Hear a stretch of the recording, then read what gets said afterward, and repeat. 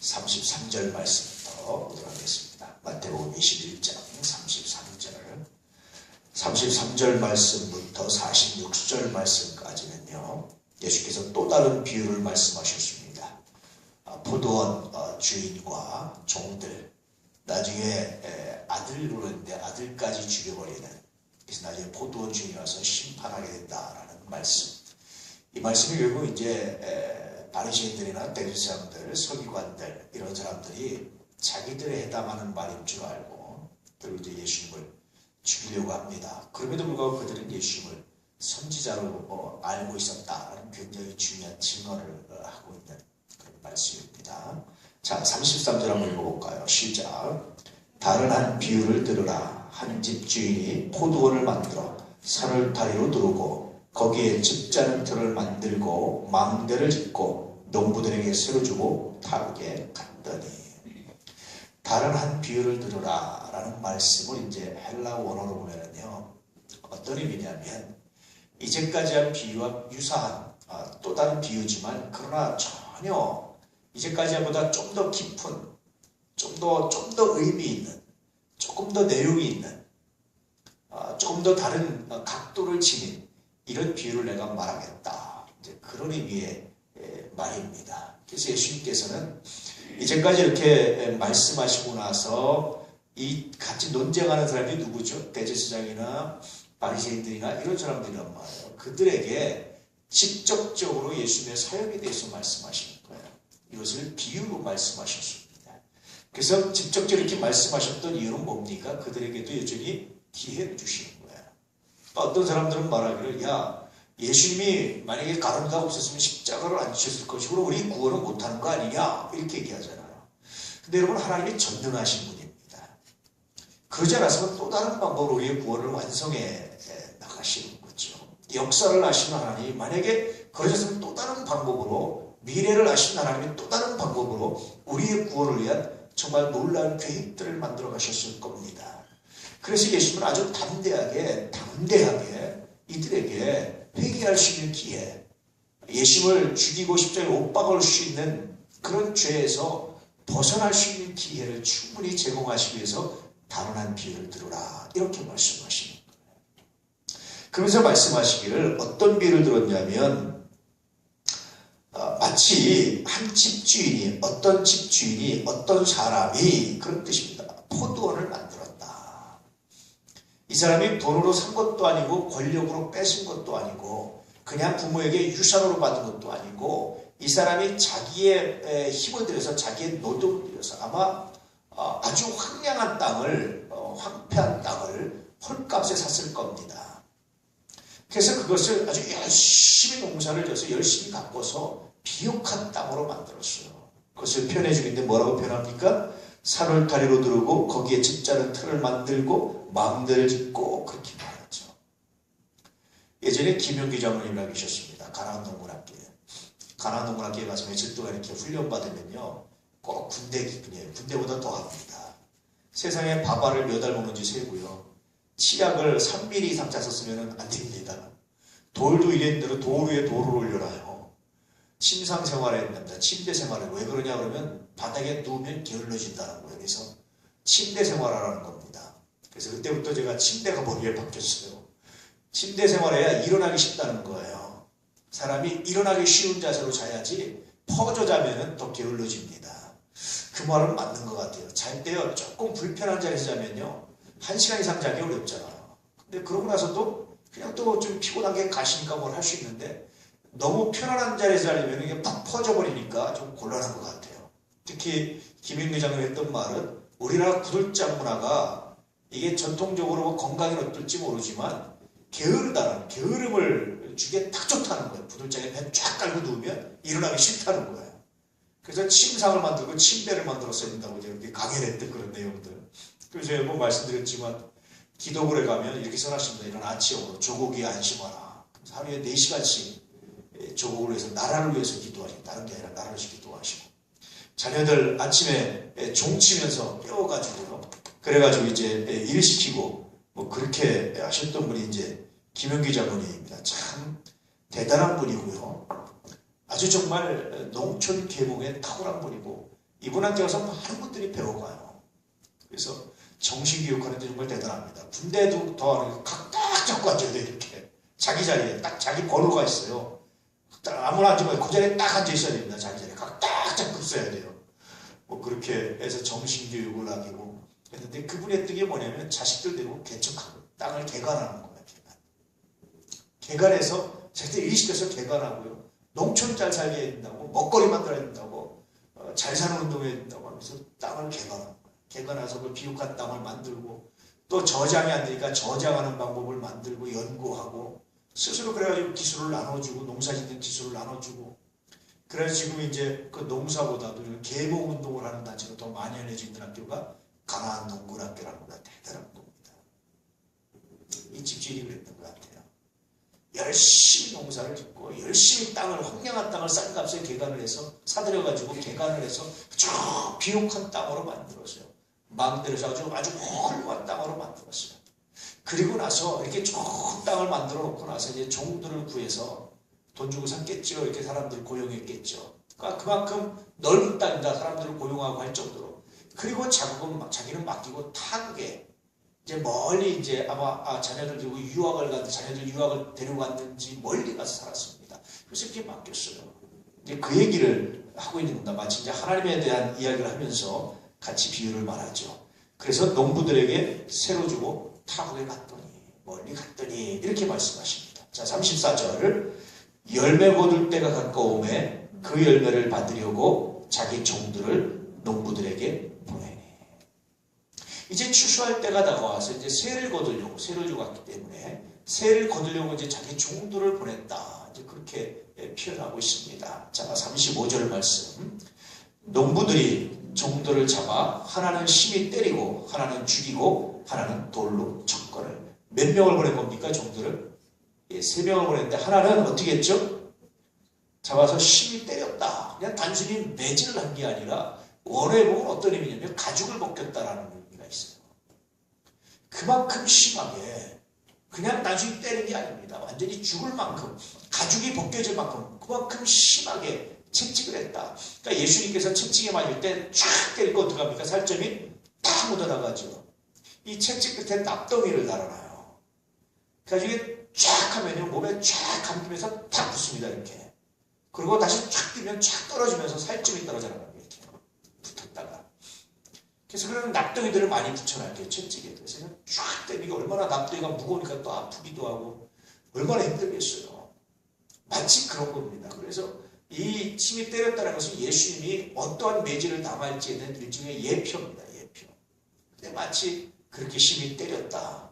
또 한 사람은 어떻게 했습니까, 여러분? 하나는 죽였습니다. 데리고 나가서 아예 그냥 죽여버렸어요. 또 하나는 어떻게 했습니까? 데리고 나가서 돌로 쳐버렸습니다. 이 당시 유대인들이 돌로 칠 것은요, 극악한 죄인들, 현장범들, 아주 극악한 현장범들, 이런 사람들만 돌로 쳐줄 수 있는 거예요.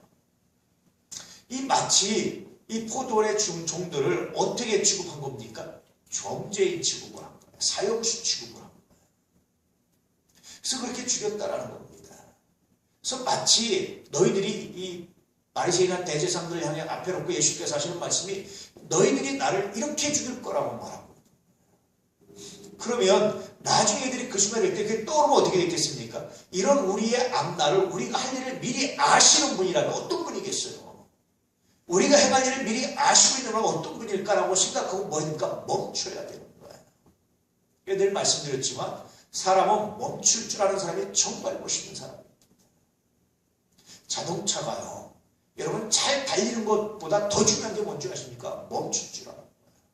이 브레이크가 고장나면요, 멈추지 않으면요, 그냥 잘 달릴수록 사고가 크게 나는 겁니다. 엄청나게 나는 거예요.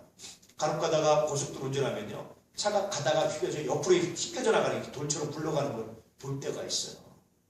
이게 핸들링에 실패해서 그렇기도 하고, 브레이크가 잘못돼서 그렇기도 하고요. 굉장히 많은 위험이 있어요. 그래서요, 사실은 나중에 자동차 운전할 때 뭐가 제일 어려운지, 오르막길이 어려운 게 아니라 내리막길이 어려운 거예요. 길게 가는 내리막길은 이 브레이크를 계속 밟고 있으면 안 됩니다. 놨다 뗐다 놨다 떼면서 이제 조절을 해줘야 되는 건데요. 어쨌든 더 어려워요. 만약에 이 사람들이 그런 인격적 브레이크가, 감정의 브레이크가, 삶의 브레이크가 있었다면 그 순간 어떻게 합니까? 주여 우리가 멈춥니다. 이런 식으로. 그러니 여러분, 이걸 보면서 이들이 왜 그랬을까? 이렇게밖에 못했을까? 생각하기 전에 하나님, 나에게도 브레이크를 주시옵소서. 이렇게 기도하셔야 돼요. 이런 브레이크가 여러분에게 있기를 주님으로 축복합니다. 사람은요, 이런 브레이크가 있을 때 굉장히 많은 것이 여러분 사고가 방지됩니다. 며칠 전에 뉴스가 있었죠. 어떤 사람이 고등학교 여학생들을 이렇게 찔러 죽이고, 여학생을 찔러 죽이고, 뭐 이렇게 했던 거. 이게 왜 그렇습니까? 여러분들이 브레이크가 되지 않았습니까? 인격적 브레이크가 얼마나 중요한지 몰라요. 그래서 예수님께서 이렇게 말씀하신 것은 너희들이 나를 이렇게 할 때 생각하는 겁니다.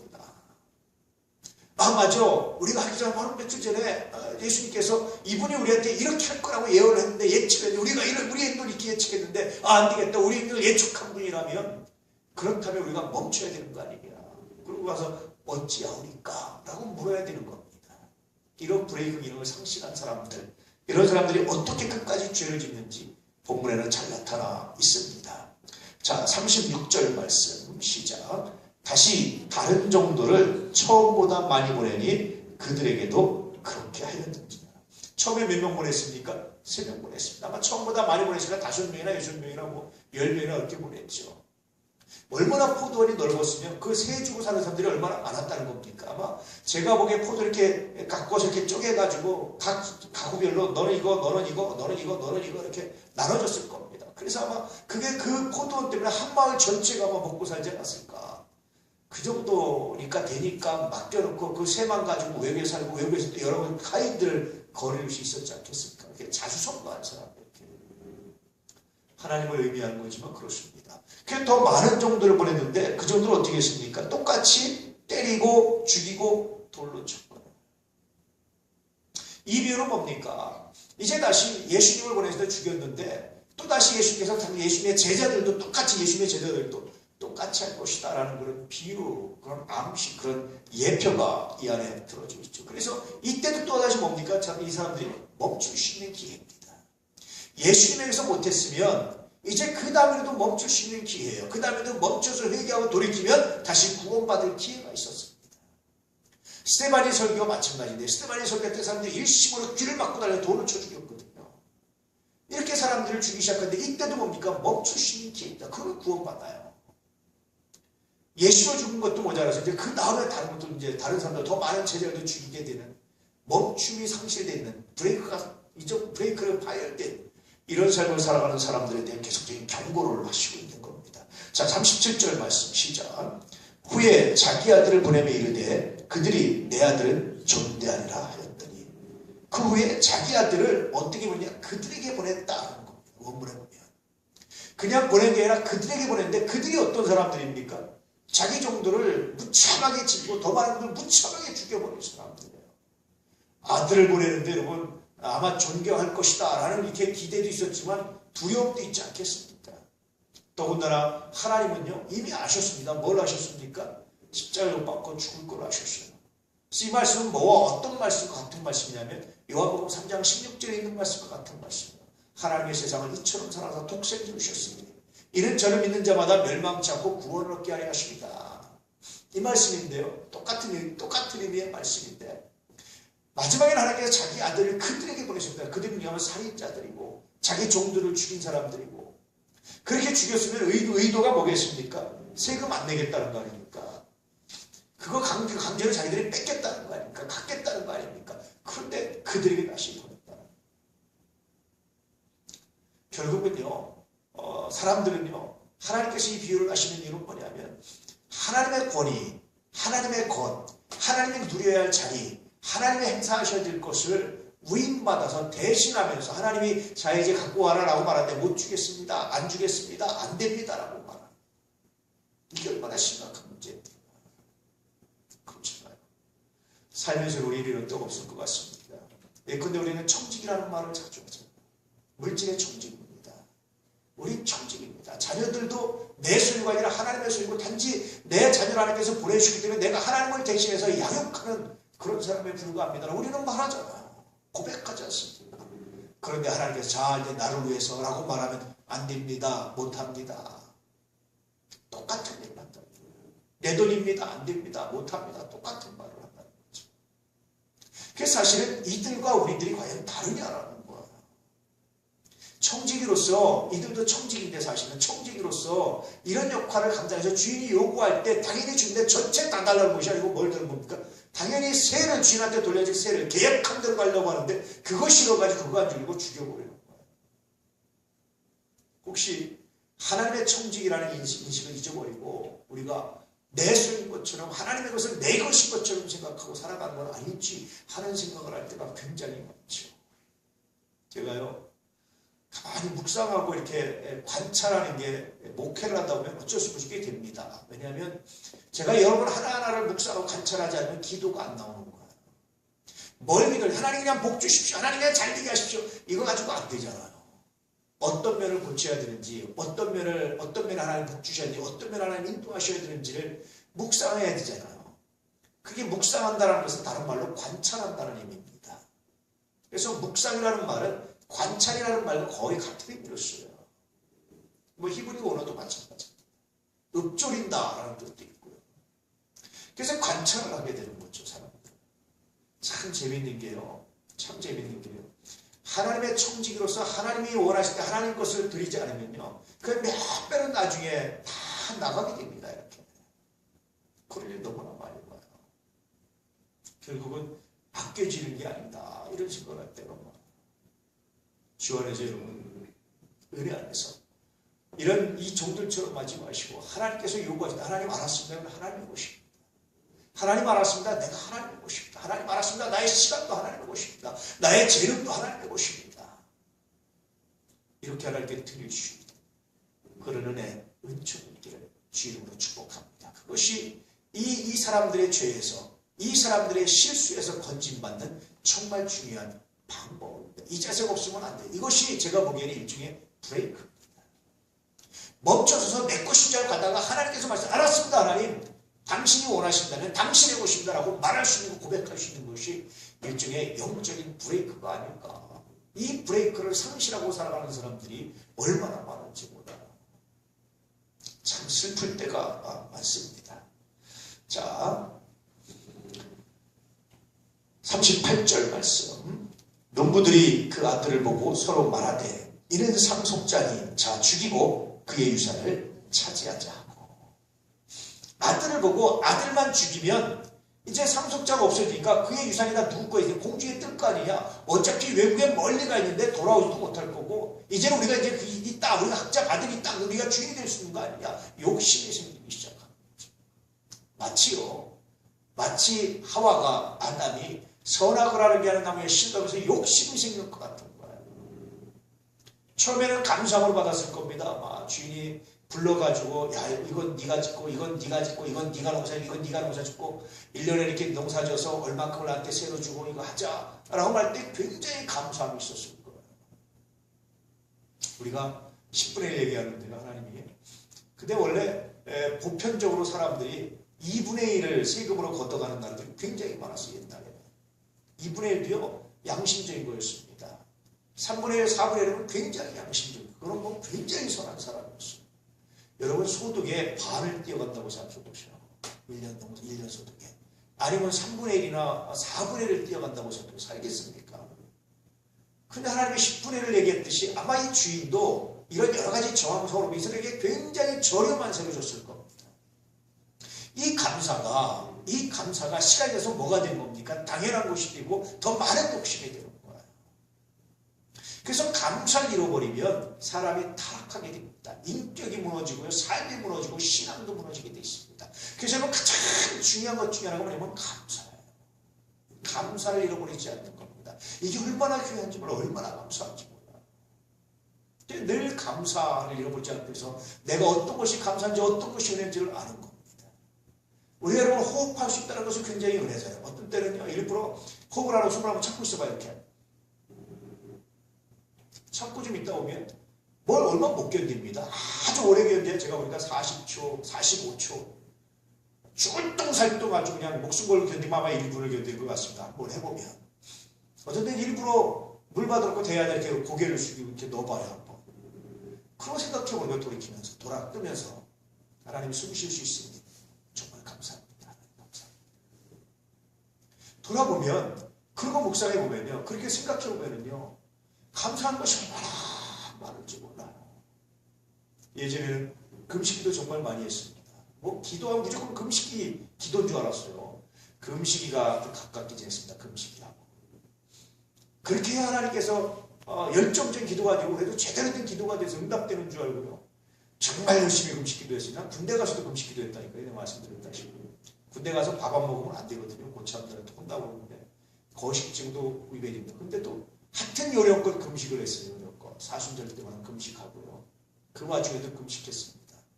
군대에서도 성경을 얼마나 열심히 읽었는지요. 성경을 쫄따구때 읽어야 되는데 고참들한테 책 읽고 혼났거든요. 성경 읽고 혼났어요. 쫄따구때 제 군대 할 때는. 난 상병 이상 내야 좀 이렇게 좀 보지, 뭐 1병, 2등병 때 혼나 빠따 굉장히 많거든요. 성경을 읽어야 되는데, 그래서 화장실 가는 거는 뭐라고 안 하니까 화장실 가는데 화장실 가서 앉아서 성경을 읽고 나왔어요. 한 번은 고참이 내가 하도 화장실 가고 오래 있다 나오니까 따라와서 몰래 이렇게 위에서 봤나 봐요. 나중에 오더니 막 뭐라고 욕을 하면서 화장실에서 책 보고 있다고. 난 성경이 그때 책인지 처음 알았어. 난 성경이 책이라는 생각을 안 해봤거든요. 근데 성경이 그때 책이라는 사실을 처음 알았어요, 사실은. 그런데 그렇게 해보면요, 먹을 수 있다는 것이 얼마나 감사해요. 그래서 다 먹는 거예요, 감사. 앞으로 먹거리가 힘들어질 겁니다. 먹거리가 정말 힘들어질 겁니다, 우리나라에.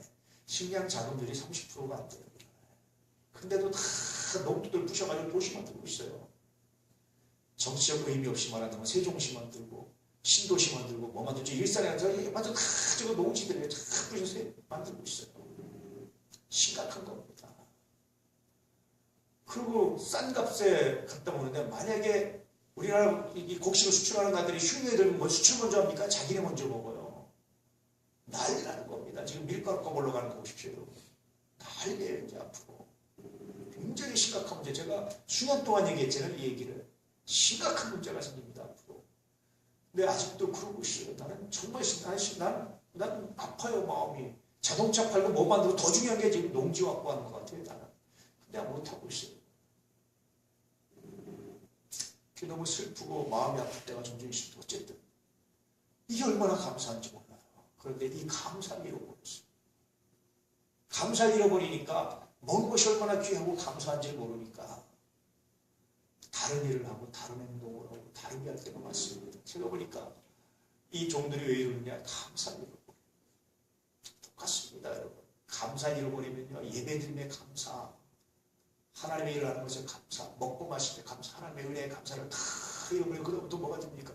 귀찮은 일이 되고, 쓸데없는 일이 되고, 괴로운 일이 되고, 아픈 일이 되고, 그러는 거예요. 이게 얼마나 슬픈지 몰라요. 이 종들과 똑같은 상들이 아닙니까? 그래서 여러분, 혹시 귀찮고 힘들고 어렵고 괜히 이런 게 생긴다면 어떻게 하면 내가 감사를 회복할 수 있을까? 한 번쯤 생각해 보시고 묵상해 보시길 축복합니다. 39절 말씀 시작. 이에 잡아 포도원 밖에 내쫓아 죽였느니라. 주인은 내 아들은 첩될 것이다, 내 아들은 그래도 안 그러겠지라고 아들을 보냈는데, 오히려 이 사람들은 이게 웬 떡이야 그러고 아들까지 죽였어. 사람이요, 습관이 묘한데요. 한번 살인하게 살인의 습관이 있는 사람은 계속 살인하고, 한번 거짓말의 습관이 있는 사람은 계속 거짓말하고, 그러게 돼 있습니다, 사람. 근데 하나님이 참 재밌는 게, 그러면 주인이 그때 와가지고 곧바로 징계를 하면 되는데 기다리는 거예요. 만약에 첫 번째 종들을 3명 보냈을 때 와가지고 이것들 봐라! 그래가지고 와가지고 심판해 버렸으면 어떻게 되겠습니까? 끝나는 거죠. 그렇지 않고 두 번째 종들을 보낸 이유가 뭐겠습니까? 올 수 있는데 안 온 이유가 뭐겠습니까? 기회를 주는 거예요. 마치 하나님께서 구약에 많은 선자들, 많은 일들이 있는데 그렇게 불순종하고 그렇게 외면하고 그렇게 하나님 원망하고 그렇게 했음에도 불구하고 곧바로 징계하지 않는 것은 기회를 주는 거다라는 그런 의미입니다. 오늘 우리도 마찬가지예요. 여러분, 믿음의 신앙의 예배의 기울여도 아무 소리 아무 일어나는 거 좋아하지 마시고 하나님이 기회를 주신 겁니다. 그 기회는요, 무한정이 있진 않아요.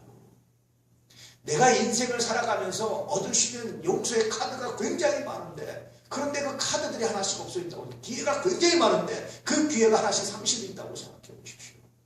슬프지 않습니까?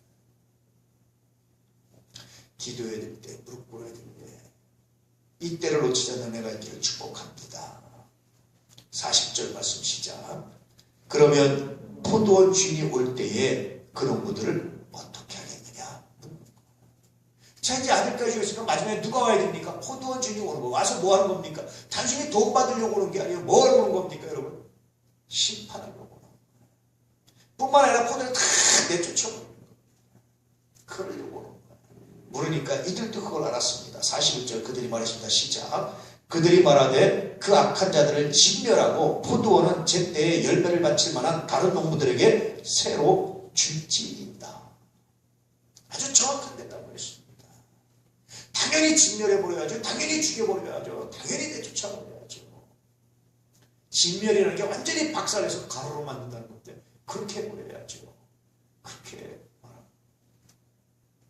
하나님의 심판에서 말하면서 예수님께서 너희들이 바로 또 너희들은 시간을 걸어서 세월을 시공을 초래해서 우리들에게 하신 거예요. 너희들도 그렇게 될까 조심하라 라는 말씀. 그럼 우리 여러분 하나님을 한다는 것이 은혜고 기쁨입니다.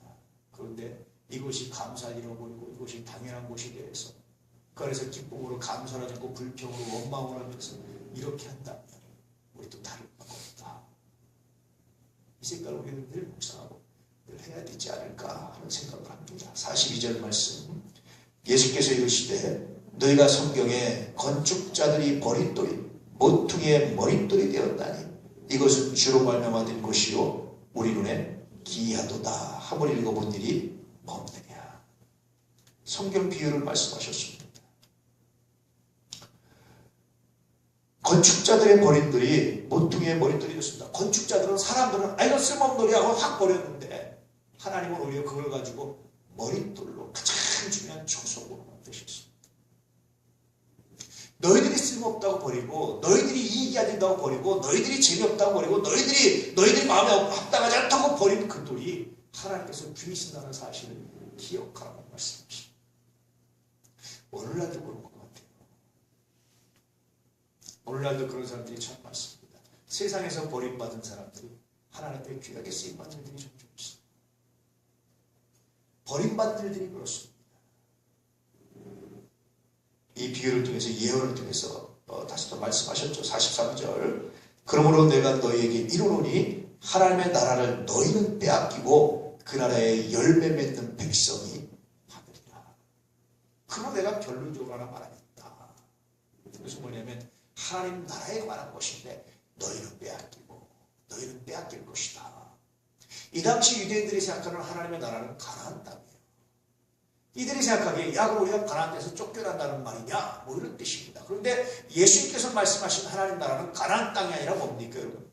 궁극적인 구원을 말합니다. 너희는 구원받지 못할 것이고 구원받는 사람들인데 어떤 사람들이 구원받는다는 겁니까 여러분? 열매 맺는 사람들이 구원받는다라고 말해줍니다. 그러므로 여러분 믿음은 반드시 열매를 향해서 나가야 돼요. 이 열매 얘기하니까 다시 뭐가 생각합니까? 우리 앞에 읽었던 무화과나무가 생각하는 것이지. 열매 없는 나무를 저주하셨던 주. 그러니 우리가 열심히 기도하고 열심히 신앙생활 한다는 것은 뭐를 맺어야 되는 겁니까? 열매를 맺어야 돼요. 내가 예수를 믿음으로 어제보다 오늘보다 내일 어떤 변화가 일어나느냐를 묵상합니다.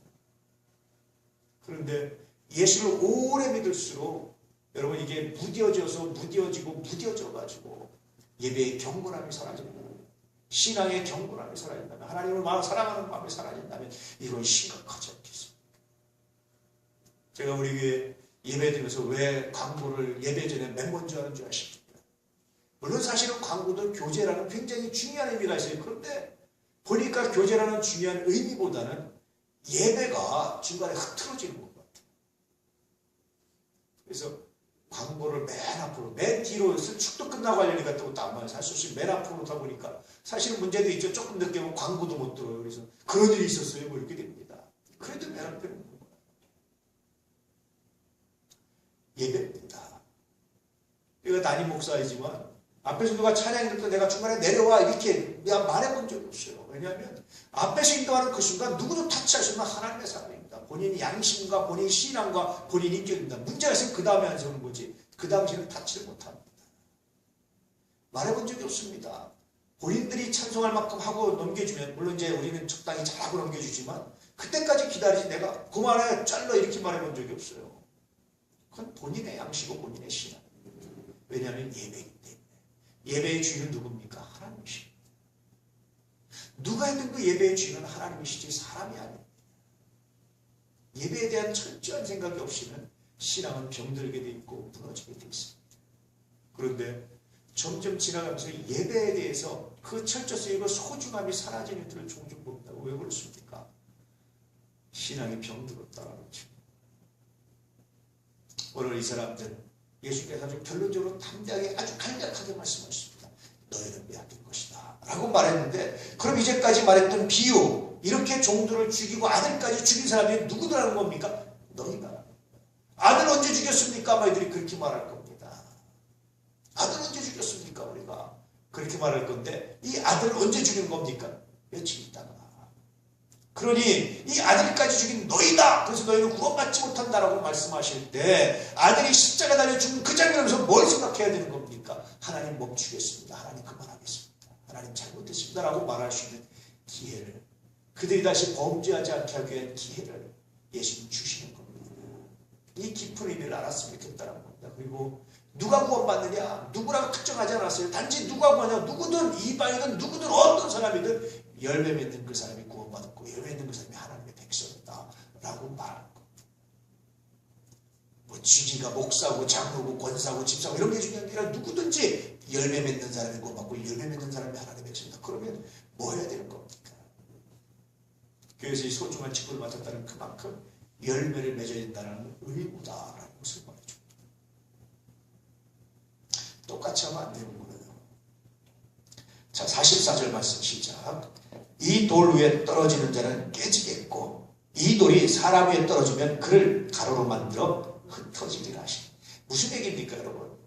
건축 현장에서 종종 있는 일입니다. 중국에서 만리장성을 쌓을 때는요, 사람이 죽으면 그냥 그냥 여기에 묻지 않고 묻는 저기도 없어가지고요, 그냥 놓고 사람 시신을 놓고 구에다 쌌대요. 이렇게 가운데다 놓고.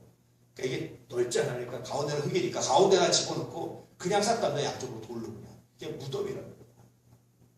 그렇게 해버렸대요. 이 공사 현장에서는 뭔 일이 많아요? 사고가 많잖아요. 돌이 떨어지기도 하고. 이쪽 지역, 중동 지역의 돌은 여러분 혹시 나중에 가보시면 알지만 돌집이, 돌로 된 집이 굉장히 많아요. 아주 이 황토색, 황금처럼 빛나는 그런 색깔의 돌이 있어요. 그거로 쫙 저르면요, 정말 아름다워요. 근데 이쪽 지역의 돌은 우리나라 돌보다 물러요. 돌이 연해요. 그래서 깨고 다듬기가 굉장히 좋습니다.